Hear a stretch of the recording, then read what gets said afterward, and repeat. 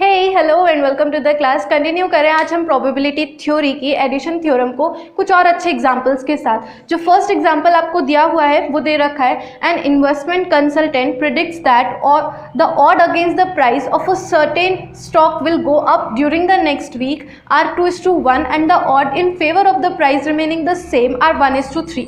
What is the probability that the price of the stock will go down during the next week? यहाँ पे जो आपको probability निकालनी है वो डाउन की निकालनी है और जो दी हुई है वो अप की दे रखी है और रिमेनिंग द सेम की दे रखी है। ठीक है, तो यहाँ पे क्या है, अगर हम ये मान ले कि ए डिनोट करता है प्राइस के अप जाने को और बी डिनोट करता है प्राइस के सेम रहने को और निकालना क्या है, प्राइस के डाउन जाने को, तो एक बार सोच के देखो, अगर हम इन तीनों केसेस को मिला दें तो अपनी कंप्लीट प्रोबेबिलिटी बनती, क्योंकि इसके अलावा कोई और केसेस बचेंगे ही नहीं। ठीक है, या तो प्राइस अप जा सकती है या रिमेन सेम, ठीक है, और या फिर डाउन जा सकती है। आपको निकालनी है रिमेन डाउन जाने गोज डाउन की। ठीक है, तो वो क्या निकलेगी, A intersection B. A intersection B क्या डिनोट करता है कि प्राइस डाउन जाएगी, यानी कि ना तो प्राइस अप जाएगी और ना प्राइस सेम रहेगी। ठीक है, तो ए इंटरसेक्शन बी आप कैसे निकाल सकते हो, 1 माइनस ए यूनियन बी करके निकाल सकते हो। ए यूनियन बी निकालना तो हम पहले वाले केसेस में सीख ही चुके हैं कि या तो हमारे केस म्यूचुअली एक्सक्लूसिव होते हैं या फिर नहीं होते हैं। यहाँ पे जो केसेस है वो म्यूचुअली एक्सक्लूसिव है। क्यों एक्सक्लूसिव है? क्योंकि अगर प्राइस अप चली गई तो वो सेम नहीं रह सकती और अगर सेम है तो वो अप नहीं जा सकती। दोनों में से कोई एक ही इवेंट हो सकता है एट अ टाइम। ठीक है, तो वो म्यूचुअली एक्सक्लूसिव हुआ। जब भी म्यूचुअली एक्सक्लूसिव होता है तो फॉर्मूला क्या बनता है, P A plus P B formula बनता है, तो 1 में से ये माइनस कर दो। अब इम्पॉर्टेंट बात जो समझने वाली है वो ये कि हम पी ए और पी बी निकालेंगे कैसे, डायरेक्टली नहीं दिया हुआ है। ठीक है, सबसे इम्पॉर्टेंट जो चीज़ है पॉइंट वो ये कि अगेंस्ट में दे रखा है या फेवर में दे रखा है। ऑड्स जो भी आपको दे रखे वो अगेंस्ट में है या फेवर में। अगर आपके जो ऑड्स है वो अगेंस्ट में है तो आप सेकंड वाले पोर्शन को देखोगे, जबकि अगर आपके ऑड्स फेवर में है तो आप फर्स्ट वाले पार्ट को देखोगे। कैसे? जैसे आपको क्या बोला है, odd against the price of a certain stock will go up during the next week. Up जाने के लिए आपको अगेंस्ट की प्रोबेबिलिटी दे रखी है। अगेंस्ट मतलब प्राइस अप नहीं जाएगा। ठीक है, यहाँ पे बोला क्या है, अप जाने की प्रोबेबिलिटी है, लेकिन वो अगेंस्ट में है। ठीक है, तो फर्स्ट वाला पार्ट तो ये शो करेगा कि प्राइस अप नहीं जाएगा।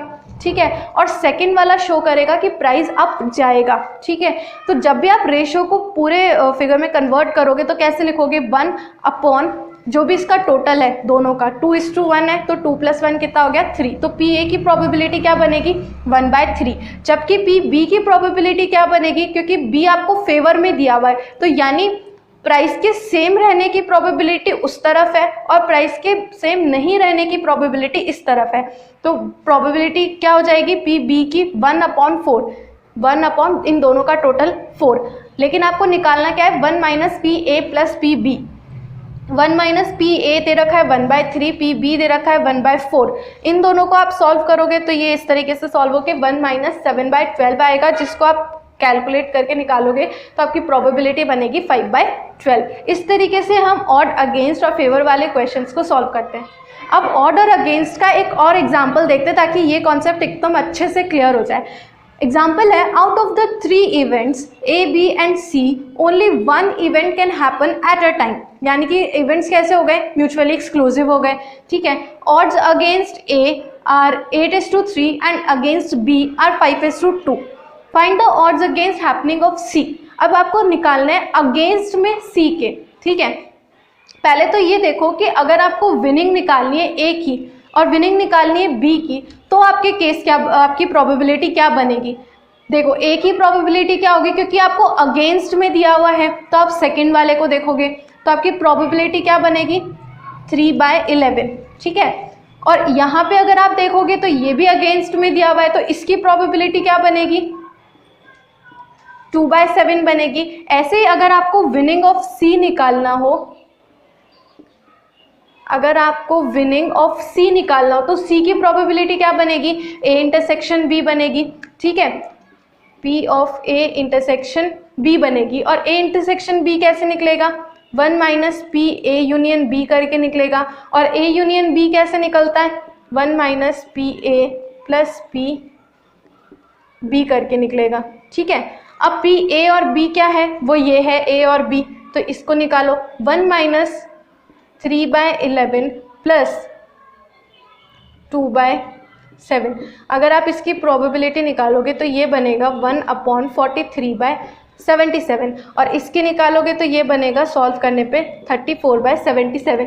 पर ये 34/77 तो फेवर वाली निकली है, राइट? ये तो क्या निकली है? फेवर वाली निकली है। आपको क्या निकालनी है? अगेंस्ट में निकालनी है। क्वेश्चन में आपसे ऑड अगेंस्ट द सी पूछा है, तो अगर आप अगेंस्ट द सी निकालोगे तो 1 - 34/77 निकलेगा, दैट इज 43/77। तो आप जब अगेंस्ट वाली प्रोबेबिलिटी लिखोगे तो क्या लिखोगे? 43/34, ये ऑड अगेंस्ट सी है। और अगर आपको प्रोबेबिलिटी निकालनी है तो वो क्या हो जाएगी? 43/77। इस तरीके से आप ऑर्डर अगेंस्ट वाले क्वेश्चंस को सॉल्व करोगे। तो अब अपन स्टार्ट करते हैं मल्टीप्लिकेशन थ्योरम को। मल्टीप्लिकेशन थ्योरम को सॉल्व करने के लिए भी अपने पास दो केसेस होते हैं, जैसे पहले वाले के अंदर थे एडिशन थ्योरम में। यहाँ पे फर्स्ट जो केस है वो है इंडिपेंडेंट होने का, दूसरा क्या होता है? डिपेंडेंट होने का।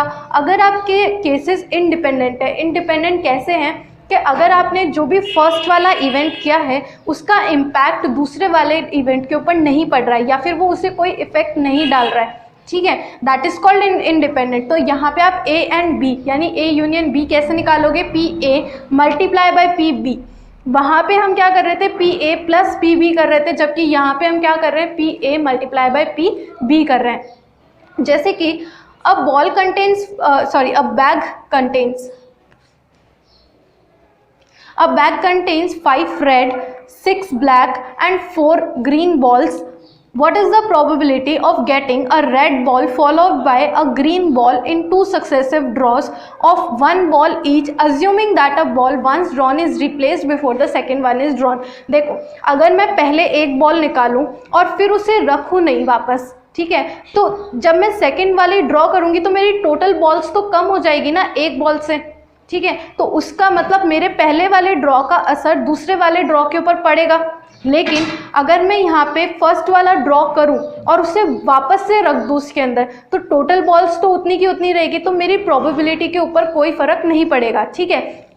इसको कहते हैं हम इंडिपेंडेंट केस, जहाँ पे हमारे फर्स्ट का असर किसी दूसरे के ऊपर नहीं पड़ता, ठीक है। तो यहाँ पे आप देखो कि पहले क्या बोला है, टोटल बॉल्स कितनी हो जाएगी आपकी 5 + 6 + 4, तो कितनी हो जाएगी 15 हो जाएगी,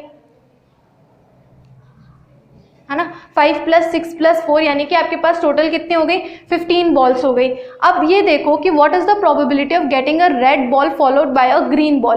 पहले तो ये देखो रेड बॉल आने की प्रोबेबिलिटी क्या है, तो रेड कितनी है यहाँ पे 5 है, तो रेड आने की प्रोबेबिलिटी कितनी हो जाएगी 5/15, राइट।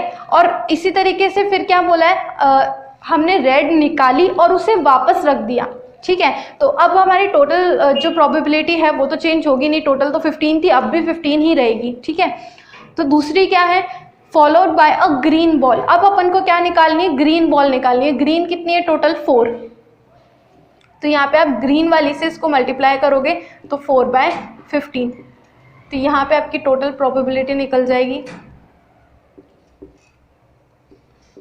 4/45। ये आपकी निकल जाएगी टोटल प्रोबेबिलिटी इस वाले केस की, जहाँ पे आपके जो इवेंट्स है वो एक दूसरे पर डिपेंडेंट नहीं है। अब एक और एग्जांपल देखते हैं।